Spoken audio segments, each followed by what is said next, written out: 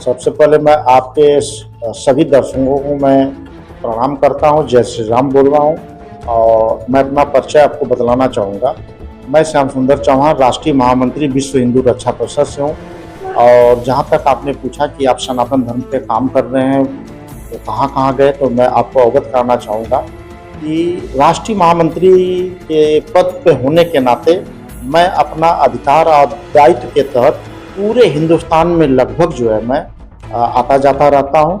मुख्य रूप से मैं यूपी बिहार में ज़्यादा हम लोग काम कर रहे हैं सनातन धर्म के जागरूक करने के लिए, सनातन धर्म को आगे बढ़ाने के लिए, सनातन धर्म की मजबूती जो है ये आज का कोई धर्म नहीं है। इस धरती का कह लीजिए, इस पृथ्वी पर सबसे पुराना जो है ये इसका इतिहास रहा है।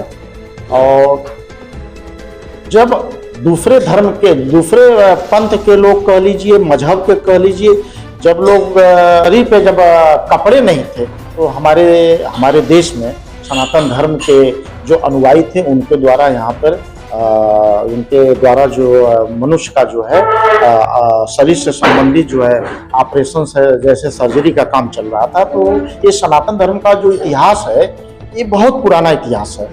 और सनातन धर्म जो है बीच में जो है बहुत सारे हिंदुस्तान पर आक्रमणकारी लोग आए, जैसे ब्रिटिश गवर्नमेंट या मुगल काल की बात कर लीजिए। तो ये लोग जब कोई विदेशी इस पे जब भी भारत पे आक्रमण हुआ तो सबसे पहले वो सनातन धर्म पे उसने किया और सनातन धर्म को मानने वालों के साथ हमेशा जो है अत्याचार किया गया।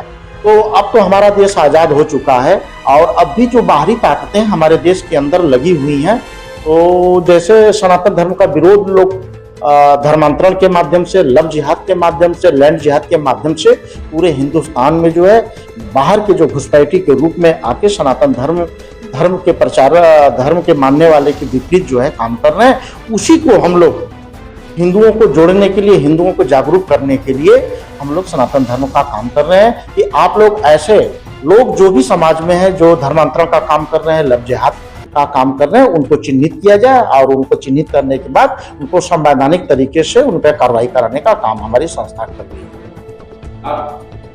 आप जैसे सनातन धर्म को चलाने का काम कर रहे हैं, कहीं न कहीं से समाज सेवा से भी जुड़ा है, आप करते जी लोगों के साथ कहीं चुनाव लड़ने की तैयारी आपकी चल रही है?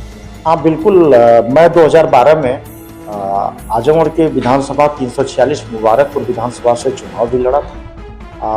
लगभग जो है 4800 वोट भी पाया था।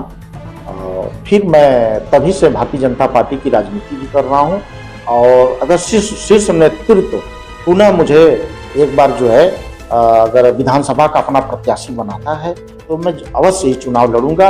वैसे जो मेरा रहने वाला जो है, मैं आजमगढ़ सदर विधानसभा से आता हूं, लेकिन मैं 2012 से जो राजनीति कर रहा हूं, मैं कर्म अपना कह लीजिए कर्म क्षेत्र जो है मुबारकपुर विधानसभा बनाया हूं।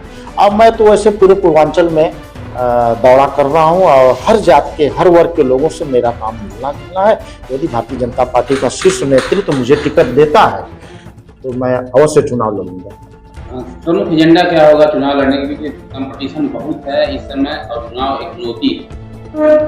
देखिए, एजेंडा तो हमारी भारतीय जनता पार्टी का जो एजेंडा है वही एजेंडा हमारा भी रहेगा। और जो स्थानीय स्तर पे अगर जो कुछ कमियां रहती हैं उस कमियों को दूर करने का हम प्रयास करेंगे। और लोगों में सबसे जरूरी है अवेयरनेस लाना। अगर जब तक हम लोगों को जागरूक नहीं करेंगे तब तक कितने ही अच्छा क्यों नहीं कोई सरकार कोई पॉलिसी ला दे, कोई भी नीति लाएगी, तब तक उसका फायदा जनता को नहीं मिल पाता है। तो सबसे जरूरी है लोगों को जागरूक करना इसके प्रति कि विधानसभा की क्या शक्ति है, पार्लियामेंट की क्या शक्ति है। उन शक्तियों के बारे में जब तक जनता को नहीं अवगत कराया जाएगा और सांसद का क्या काम है, उसकी क्या कार्यप्रणाली है, उनसे एक सांसद का क्या प्रोटोकॉल होता है जिले में, इन सब चीज़ों को हम लोग चाहते हैं जो भी हमारी क्षेत्र की जनता है उनके गुण दोष के आधार पर उस पॉलिसी को जाने, ताकि आगे अपने अच्छे समाज का विकास कर सके।